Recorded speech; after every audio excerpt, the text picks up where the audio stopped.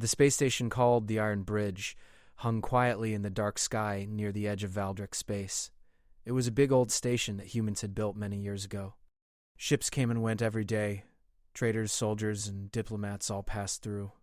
It was one of the busiest places near the border between human space and the Valdric Empire. Inside the station, life moved fast. People walked through long corridors carrying boxes and files. Screens on the walls showed news from across the galaxy. Some screens showed maps. Others showed faces of important people giving speeches. But on this day, most of the screens showed one thing, a single name: Cole Brennan. He was not on the screen because he had done something bad. He was there because he was about to do something very important. In 3 days, a peace summit would begin on a planet called Elarath. This summit was meant to bring peace between humans and several alien nations. And Cole Brennan was the man chosen to represent humanity. To most humans on the station, Cole was a hero. But not everyone in the galaxy saw him that way. Far away from the Iron Bridge, on the home planet of the Valdric Empire, a young alien princess sat in a grand hall with her father. Her name was Zirae. She had long silver hair that curled around her pointed ears, and her eyes were a deep shade of violet. She was beautiful, and she was smart. But right now, she was scared. Emperor Torvan sat on his throne at the far end of the hall. He was a tall alien with broad shoulders and dark golden skin. His eyes were sharp and his voice was deep. When he spoke, everyone listened. He had ruled the Valdric Empire for many years, and under his rule, his people had grown strong and peaceful. But today, he was not talking about peace at home. He was talking about the summit. "Father," Zirae said. Her voice was soft but clear. She stood in front of the throne and looked up at him. "I do not want to go to the summit." Torvan raised one hand. "And why is that, daughter?" Zirae took a small step back. She folded her arms across her chest. "Because of him. Because of that human. Cole Brennan." She said the name like it was something bitter in her mouth. Torvain tilted his head. He looked at his daughter with calm eyes. "What do you know about him?" "I know what everyone knows," Zirae said. "The stories are everywhere. They say he has stopped 3 wars by himself." 3 wars, father. Not with weapons. Not with an army. He stopped them with his mind. He reads people. He knows what they will do before they do it. And he never backs down. Not once. She paused. Her hands were shaking a little. "The other nations are afraid of him. The Krath do not like him. The Valorians say he is dangerous, and I have heard what soldiers say about him. They say that when Cole Brennan walks into a room, the whole room changes. They say that no one has ever beaten him in a negotiation. Not one time." Torvain listened without saying a word. He let his daughter finish. "He scares me, father," Zirae said quietly. "Not because he fights, but because he does not need to fight. He just wins, and I do not understand how." The Emperor was quiet for a long moment. The great hall was silent. Even the guards standing near the door did not move. Then Torvan spoke. "Zirae, do you know why Cole Brennan scares so many people?" "Because he is strong," she said. "No," Torvan said. He leaned forward in his throne. "It is not because he is strong. It is because he is calm. A man who is angry can be predicted. A man who fights with rage will make mistakes. But a man who stays calm when everything around him is falling apart, that man is very hard to stop." Zirae looked at her father. She did not fully understand, but she could see that he was serious. "The summit is very important," Torvan continued. "If it fails, there will be no peace between us and humanity. Trade will stop. Travel will become dangerous, and wars could start, real wars, not small border fights. We need this summit to work." "Then why do you need me there?" Zirae asked. "Because you are my daughter," Torvan said simply. "You represent our family. You represent our empire. Your presence at the summit shows that we take this seriously, that we respect the process, that we are not afraid." Zirae swallowed hard. "But I am afraid." Torvan stood up from his throne. He walked down the steps slowly and stopped in front of her. He placed one large hand on her shoulder and looked into her violet eyes. "Being afraid does not make you weak, Zirae. It makes you honest. But letting fear stop you, that is what makes you weak. You are my daughter. You will go to the summit, and you will see for yourself what kind of man Cole Brennan truly is."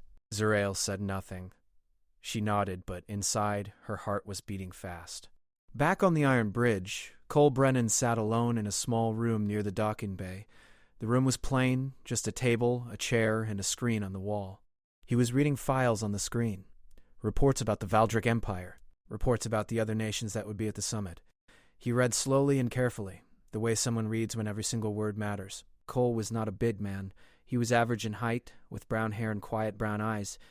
He wore simple clothes, no medals, no ranks on his chest. He did not look like a warrior. He did not look like someone who had changed the course of 3 conflicts. He looked like an ordinary person. But those who knew him understood something important. Cole did not need to look dangerous. He did not need to shout or threaten or show power. He simply understood people. All kinds of people, human or alien. He could read a room the way a reader reads a book. He knew when someone was lying. He knew when someone was scared. And he knew, more than anything, when to speak and when to stay silent. A young woman named Laura knocked on the open door.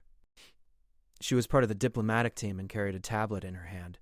"Cole," she said, "the transport to Elarath leaves in 2 days. Everything is ready on our end." Cole looked up from the screen. He nodded. "Good. Thank you, Laura." She hesitated for a moment. "Are you worried about anything?" Cole thought for a second. Then he smiled, a small, calm smile. "No, I am not worried. I just want to make sure everyone gets home safe. That is all that matters." Laura smiled back and left the room. Cole turned back to the screen. He scrolled to a photo, a young alien princess with silver hair and violet eyes. He studied her face for a moment. He could see it clearly, even in a simple picture. She was afraid of him. Cole did not feel angry about that.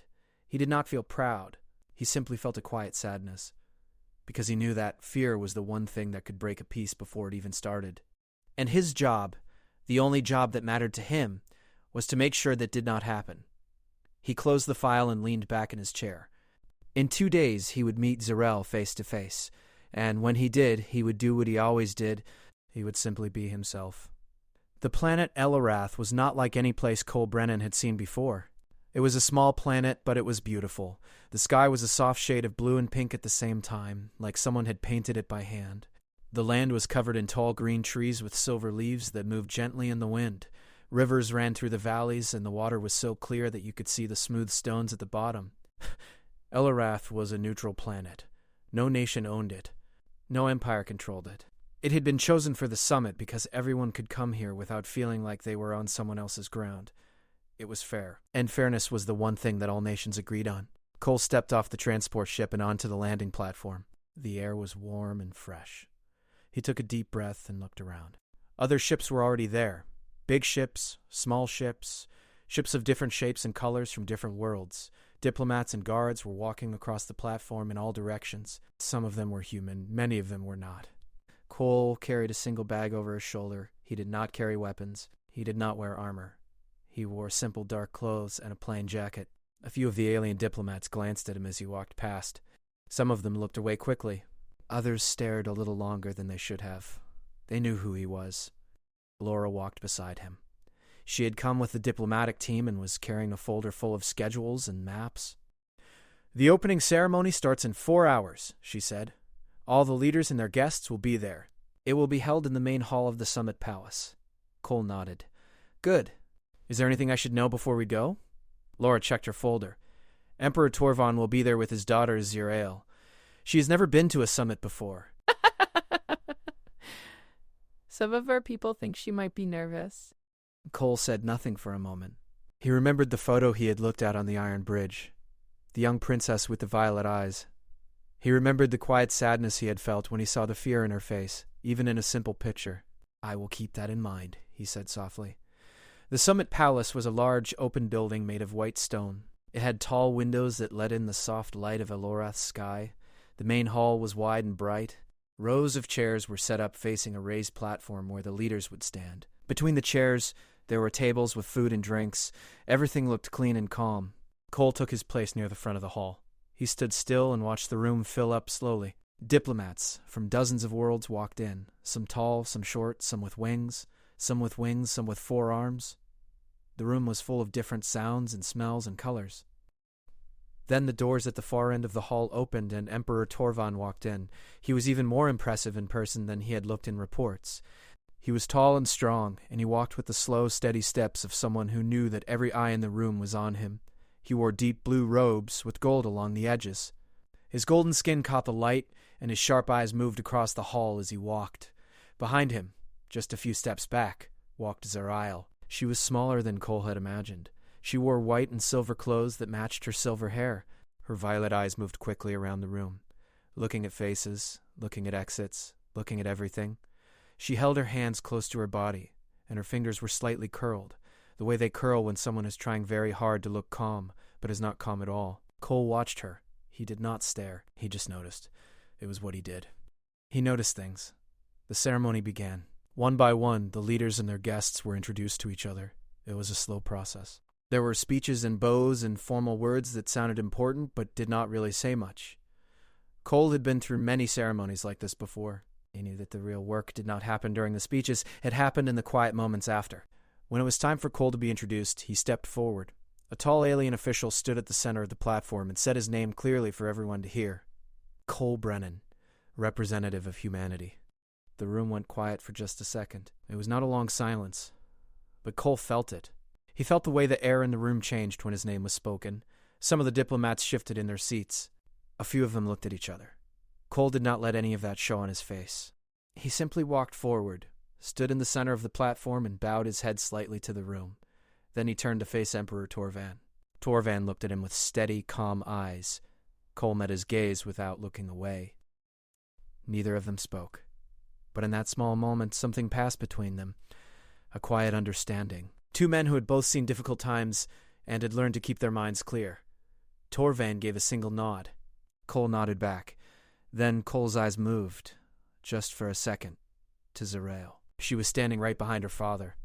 And she had stepped back, just one small step, but enough for Cole to notice. Her violet eyes were wide and her fingers had curled a little tighter.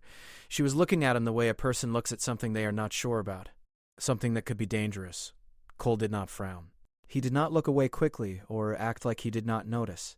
He simply looked at her with calm, easy eyes. Then he smiled. Not a big smile, not a forced smile. Just a small, gentle smile. The kind of smile that says everything is fine. Zariel did not smile back, but she did not look away either. The ceremony ended after another hour. The hall was then opened for a casual dinner. The tables were filled with food from many different worlds. Some of it looked familiar, some of it looked strange, but the smell of everything together was warm and rich. Cole sat at a small table near the edge of the hall. He was eating quietly and reading through some notes on a small screen when it happened. Zariel was walking past his table. She was carrying a tall glass of something blue and sweet-smelling, a drink that was popular on her home planet. She was not looking where she was going. She was looking at Cole, trying to watch him without him noticing. But he did notice. He always noticed. Her foot caught the edge of a chair leg. She stumbled forward, and the glass slipped out of her hand. The blue drink spilled across the table, right next to Cole's plate. Zariel froze. Her face turned a shade of pale pink, which was the way Valdric aliens showed embarrassment. She opened her mouth to say something, but no words came out. She just stood there, staring at the mess on the table, looking like she wanted the ground to open up and swallow her whole. Cole looked at the spilled drink. Then he looked at Zariel. Then he looked back at the drink. He did not look angry. He did not look annoyed. He simply stood up, picked up a clean cloth from the table, and started to wipe up the mess himself. "Do not worry," he said. His voice was calm and light. "I was not going to eat that anyway." It looked a little too blue for my taste. Zariel blinked. She looked at him. She looked at the cloth in his hand. She looked at the easy smile sitting on his face. And then, without meaning to, she let out a small laugh. It was quiet. It lasted only a second. But it was real. Cole smiled a little wider and handed her a clean glass. Here, let me get you a new one. What were you drinking? Zariel took the glass. Her hands were not shaking anymore. "Thank you," she said softly. Cole nodded and walked toward the drink table, calm and unhurried, as if nothing had happened at all. Zariel stood there for a moment, holding the empty glass in her hand. She watched him walk away. The noise of the dinner hall went on around her. Voices, laughter, the sound of plates and glasses. But she did not hear any of it. She was thinking. All her life she had heard stories about this man. Stories that made her skin grow cold. Stories that made her chest feel tight with fear. The soldiers talked about him like he was something that could not be stopped. The other alien nations spoke his name with a mix of anger and worry. Even her own father had told her that Cole Brennan was someone the galaxy did not fully understand. But here he was, standing in front of her just minutes ago, and he had not done anything scary. He had not looked at her with cold eyes or spoken with a sharp voice. He had not made her feel small or weak. He had cleaned up a spilled drink. He had made a simple joke. He had smiled at her like she was not someone to be afraid of, but someone worth being kind to. It was such a small thing, such a quiet, ordinary moment. But it stayed with Zerael long after Cole had walked away. She looked down at the empty glass in her hand, then she looked back across the hall, where Cole was sitting again at his table, reading his notes, calm and peaceful, as if the whole world was not watching him. A small, quiet thought moved through her mind. Maybe the stories were not the whole truth. 2 days had passed since the summit began. Things had been going well. The leaders from different worlds had talked to each other. Some of them had even started to agree on small things. Trade routes, border rules, travel permissions. It was slow work, but it was working. Cole had been in the middle of it all, quiet and steady, helping guide conversations when they got stuck and staying silent when they did not. Zerael had watched him during all of it. She sat near her father during the formal meetings and listened carefully. She noticed how Cole never raised his voice. She noticed how he listened more than he spoke. And she noticed how every time a difficult moment came, a disagreement, a tense silence, an angry word from one of the other leaders, Cole would say just 1 or 2 sentences, calm and clear, and the room would settle down again. It was strange. She had expected to see something frightening in him, something cold or hard, but she did not find it. On the morning of the 3rd day, Zerael woke up feeling lighter than she had in weeks.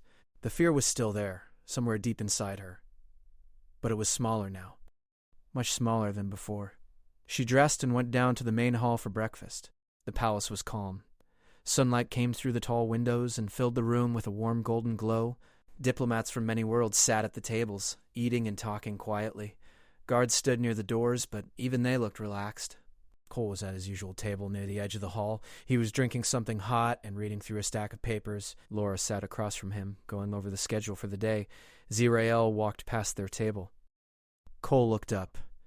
He gave her a small nod and a calm smile, the same kind of smile he had given her at the dinner when she had spilled her drink. Zerael nodded back. This time she did not step away. It was a small thing, but it felt like a big step. The morning meetings went well. By midday, several of the leaders had agreed to sign a temporary peace agreement, not a full treaty, but a step in the right direction.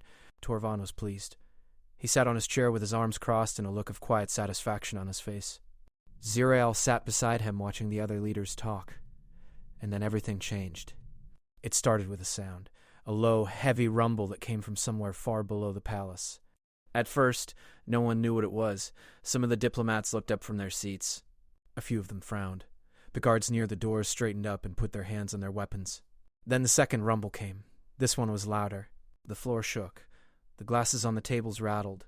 A crack appeared in one of the tall windows, and thin lines spread across the glass like a spider's web. And then the alarm started. Red lights began flashing along the walls. A loud voice echoed through the hall, calm but serious. It said one word, over and over again. Attack. Attack. The hall erupted into chaos. Leaders jumped from their seats. Guards moved fast, pulling their leaders toward the exits. Diplomats shouted at each other in different languages. Some of them ran. Others stood frozen, not knowing what to do. The noise was loud and confusing, and the red lights made everything feel worse. Cole was already on his feet. He did not grab a weapon. He did not run toward the nearest exit. Instead, he grabbed a small communication device from the table, a handheld screen that could connect to the palace systems. He pressed it to his ear and started talking, fast but clear. "This is Cole Brennan. I need the full layout of the palace. All exits, all safe rooms, all emergency routes. Right now." A voice on the other end answered him quickly. Cole listened for a few seconds. Then he started giving orders. "Send all ground guards to the east corridor. That is where the blast came from. Block it. Do not let anyone through. Start the evacuation from the north wing first. That is where most of the guests are sleeping. Move the leaders out through the south exit. It is the farthest from the blast." Laura appeared beside him. Her face was pale, but her hands were steady. "What is happening?" she asked. "The Krath," Cole said without looking up from the device. "A rogue group. They hit the lower levels. They want to stop the summit." He paused for just 1 second. "But they are not going to. He kept talking into the device, calm and focused, coordinating guards, moving people, closing doors, opening escape routes. His voice never shook. His eyes never panicked. He was like a still point in the middle of a storm. Everything around him was wild and loud, but he stayed clear and steady. Emperor Torvan was on his feet now, and 2 of his personal guards were pulling him toward the south exit. Torvan was shouting for his daughter, but Zerael was not beside him. In the chaos, when the first blast hit, Zerael had been thrown from her seat. She had fallen hard against the floor.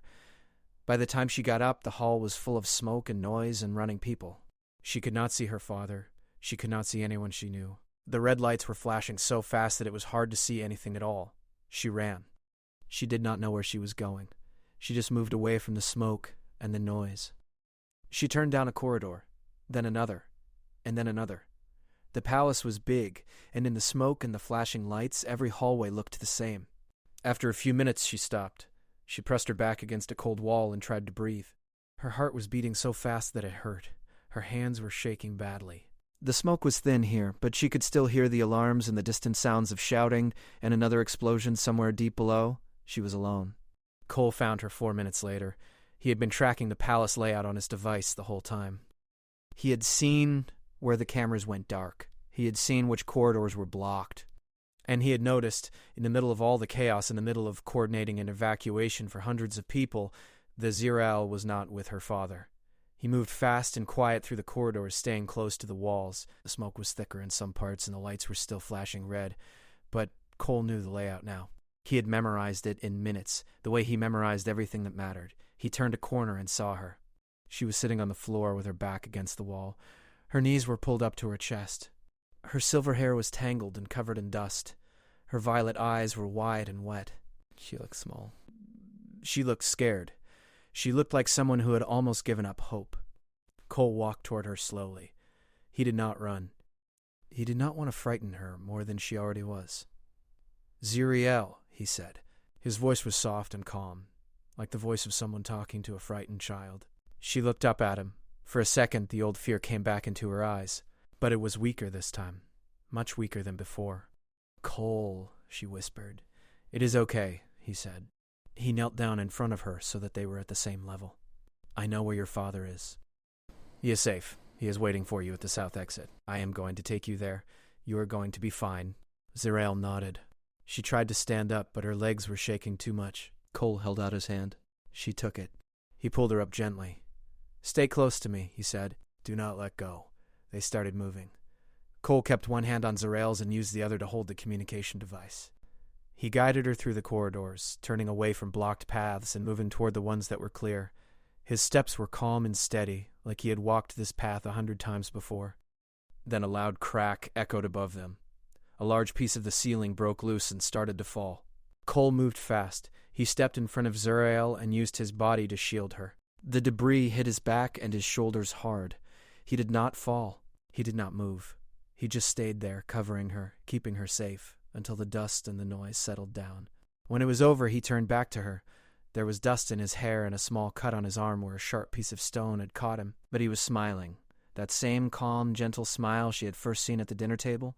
"Are you okay?" he asked. Zerael looked at him, at the dust on his clothes, at the cut on his arm that he did not even seem to notice, at his calm eyes and his easy smile.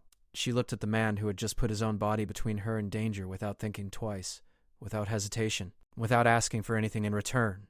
And in that moment, the fear inside her did not just get smaller. It disappeared. "Yes," she said quietly. "I am okay. Thank you, Cole." He nodded and held out his hand again. "Come, let us go." Your father is waiting. She took his hand. And this time she did not shake. They walked together through the smoke and the noise, side by side, until the south exit came into view and the warm light of Elorath's sky filled the corridor around them. The attack was over within 2 hours. The Krathro group had hit the lower levels of the palace with small explosive devices. They wanted to cause enough damage and fear to shut down the summit. They did not send soldiers into the palace. They did not try to capture anyone. They simply wanted chaos. They wanted the peace talks to fall apart, but they failed. Cole had coordinated the evacuation in record time. Every leader, every diplomat, every guest, all of them were moved to safe locations before the last blast went off. No one was killed. A A few people were hurt, but none of the injuries were serious. The palace guards, working from Cole's directions, had sealed off the damaged areas and kept the attackers from getting any closer. By the evening, the palace was quiet again. The smoke had cleared. The red lights had stopped flashing. Engineers were already working on repairs, and the summit, which many people had thought would end forever, was still alive. Emperor Torvan sat alone in a private room on the second floor of the palace. The room was small and simple, just a table, 2 chairs, and a window that looked out over the gardens. The sky outside was dark now, filled with stars. The moon of Elorath cast a soft silver light across the floor. Torvan was not calm. He sat with his hands on the table and his eyes fixed on the wall in front of him. His jaw was tight. His golden skin had a darker shade than usual, the way it looked when he was feeling something very strong inside. His daughter had almost died today. He had been separated from her during the chaos. 20 minutes of not knowing if she was safe, if she was hurt, if she was alone somewhere in the smoke and the noise. Those 20 minutes had been the longest of his entire life. But she was safe now. She was in her room, resting, and she was safe because of one man. Torvain had heard the reports from his guards. He had listened to every single word.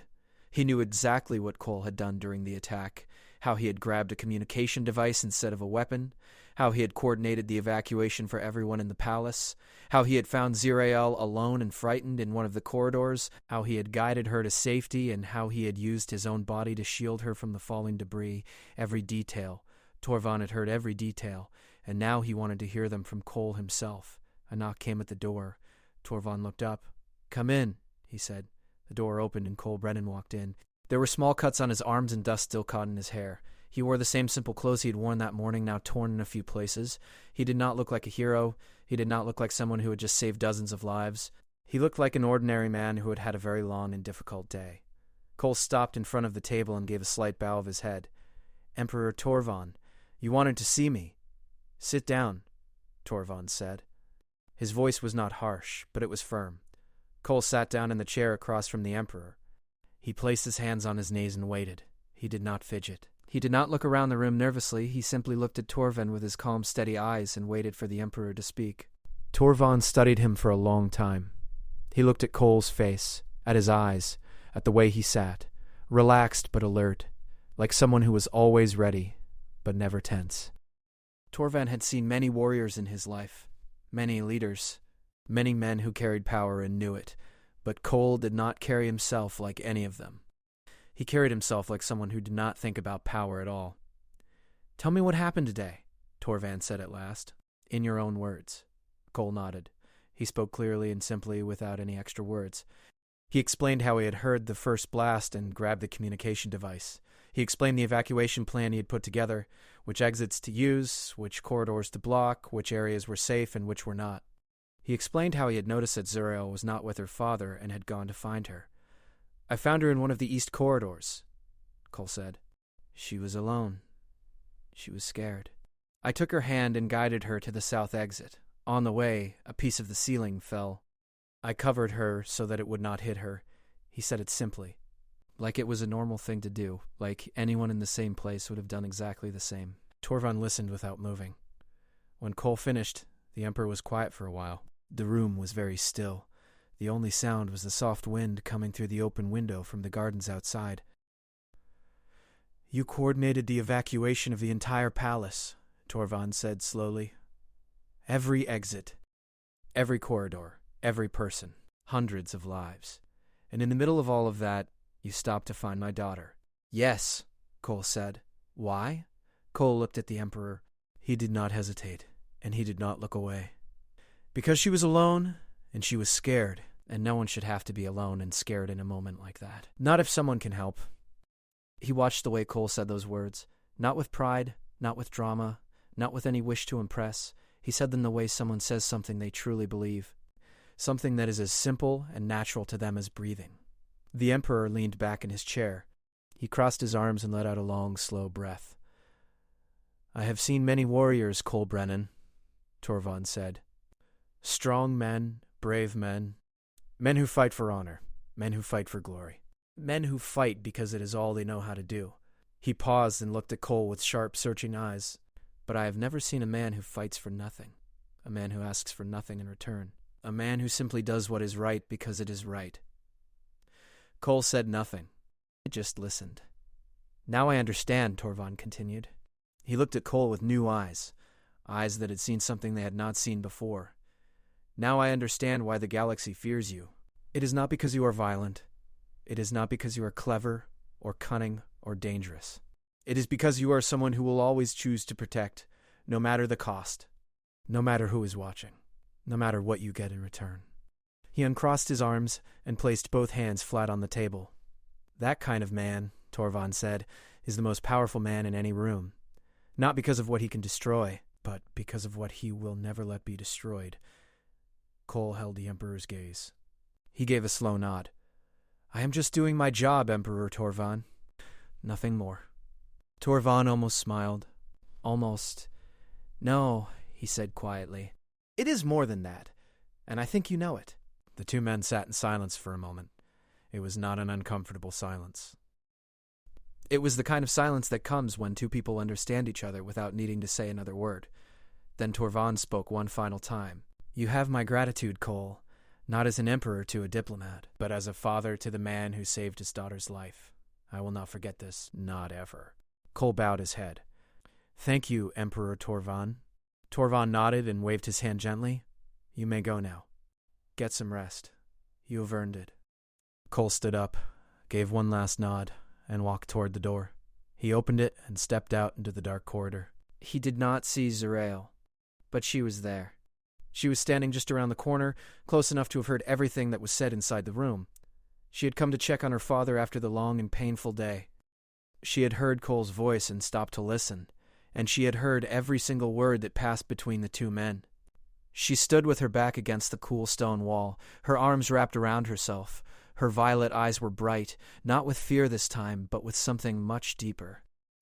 Something that burned quietly and steadily inside her chest. Shame. Shame for every story she had believed without question. Shame for every time she had looked at Cole Brennan and seen something frightening instead of seeing the real man. Shame for judging him before she had ever truly known him. And right beside that shame, something else was growing inside her. Something warm and strong and steady. Respect. Zerael closed her eyes and took a slow, deep breath. When she opened them again, she looked down the corridor where Cole had disappeared into the darkness. The palace was quiet now. The stars were bright outside the windows. And the fear that had lived inside her for so long was gone. Completely and fully gone. She smiled. A real smile. Quiet and full and true. She finally understood. The next morning the sun rose over Elorath, like it always did. Soft pink and blue filled the sky. The silver-leaved trees swayed gently in the warm wind. The rivers still ran clear through the valleys. The planet did not know or care that something terrible had happened the day before. It was still beautiful. It was still peaceful, and so was the palace. The engineers had worked through the night. The damaged parts of the lower levels had been sealed off and cleaned up. The main hall had been repaired. New glass in the cracked windows, new stone where the cracks had spread along the walls. By the time the diplomats and leaders came down for breakfast, the palace looked almost the same as it had before the attack. Almost, but not quite. Because something had changed. Not in the building, in the people. The attack had shaken everyone. But it had also done something else. It had shown all the nations at the summit that they shared something important. They all had something to lose, and they had all been saved, not by one nation's army, not by one empire's power, but by one quiet, calm, human man who had put everyone's safety before his own. The peace talks resumed that afternoon. And this time the mood in the room was different. It was warmer. It was more open. The leaders talked to each other with less suspicion and more trust. Small agreements became bigger agreements. And by the end of the day, a full peace agreement was ready to be signed. It was not perfect. No peace agreement ever is, but it was real. And it was a start. Cole watched the signing from his seat near the back of the hall. He did not sit at the front. He did not stand on the platform. He sat quietly, with his hands on his knees, and watched the leaders sign their names one by one. Laura sat beside him and smiled. Cole smiled back, small and calm, the way he always did. When it was over, the hall filled with quiet applause. Not loud cheering, not dramatic celebration, just a gentle, honest sound. the sound of people who knew that what they had just done truly mattered. That evening, after the celebrations had died down and the palace had grown quiet, Zarael walked out onto a wide balcony on the 3rd floor. The balcony looked out over the gardens and the dark sky beyond. The stars were out, bright and endless, and the moon of Elorath hung low and full, casting a silver glow over everything below. The air was warm and still. It was a beautiful night. Cole was already there. He was leaning against the stone railing with his arms crossed, looking out at the sky. He looked relaxed, peaceful. Like a man who had finished something important and could finally breathe. He heard her footsteps and turned his head. When he saw Zarael, he gave her a small nod. "Good evening," he said. "Good evening, Cole," she said. She walked to the railing and stood beside him. For a moment, neither of them spoke. They just looked at the sky together. The silence between them was comfortable, not awkward, not tense, just quiet and warm. Then Zarael took a breath. "Cole," she said, "I want to say something to you." He turned to look at her. His eyes were calm and patient. "Of course," he said. Zarael looked down at her hands for a second. Then she looked back up at him. "I am sorry," she said. "I am sorry for being afraid of you.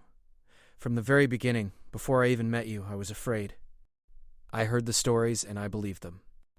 I thought you were someone cold, someone hard, someone dangerous."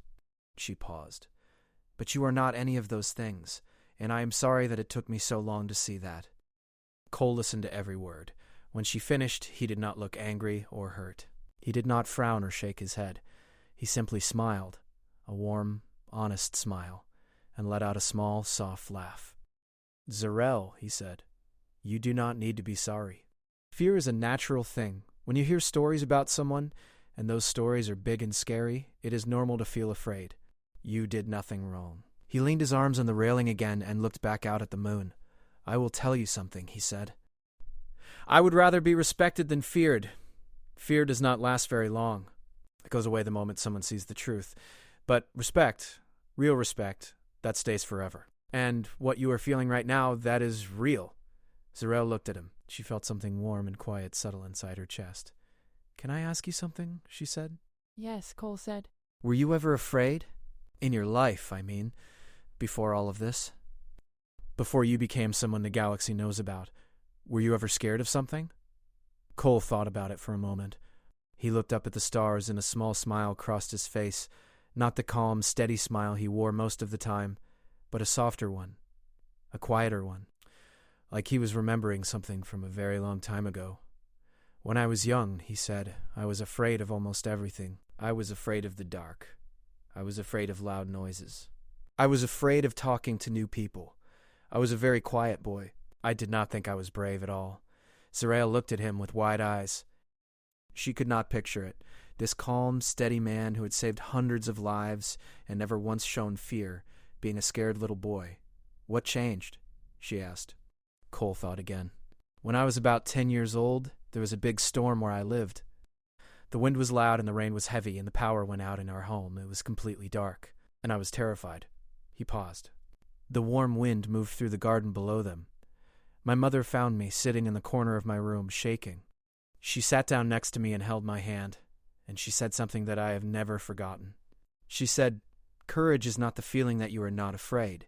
Courage is deciding to move forward even when you are afraid." The balcony was very quiet.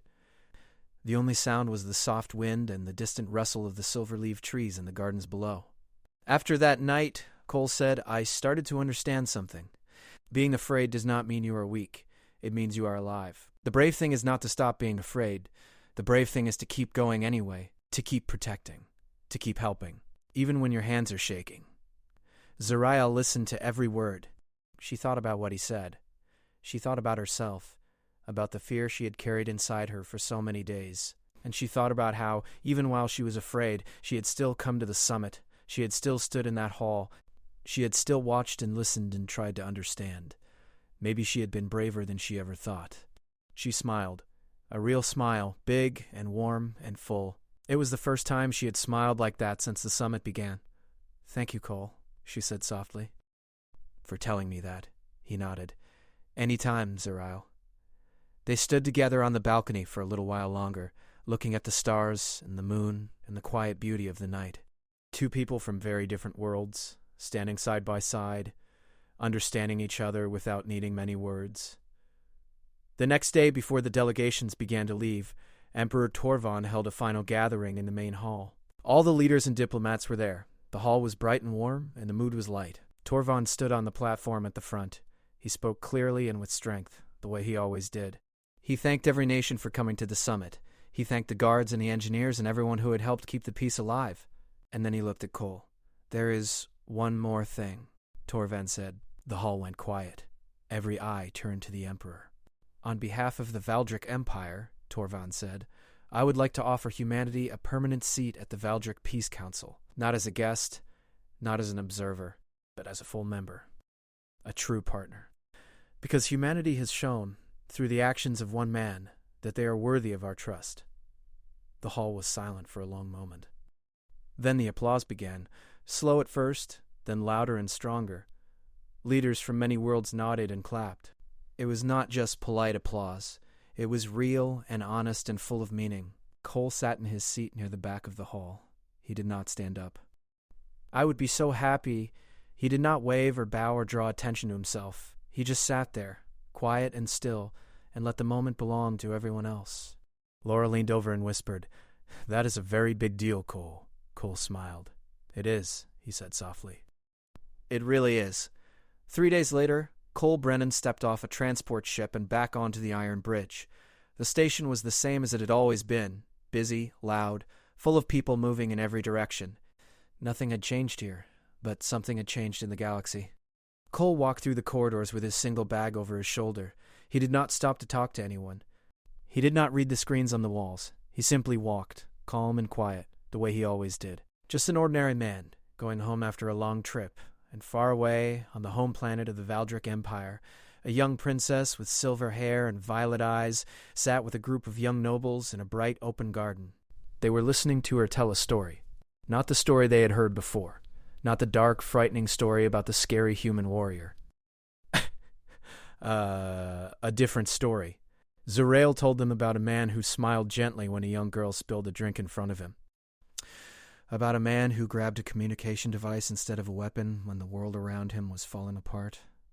About a man who knelt down in a dark corridor and told a frightened girl that everything would be okay. About a man who covered her with his own body when the ceiling fell and then smiled and asked if she was all right. She told them about a man who sat across from her father and said, with no pride and no drama, that he had saved her life simply because no one should have to be alone and scared. She told them about a man who was not frightening at all. She told them about the quiet strength that made humanity remarkable. And when she finished, the garden was silent for a moment. Then the young noble smiled and nodded and understood. Because sometimes the bravest thing in the galaxy is not a weapon or an army or a war. Sometimes it is just one calm, kind man who chooses to protect.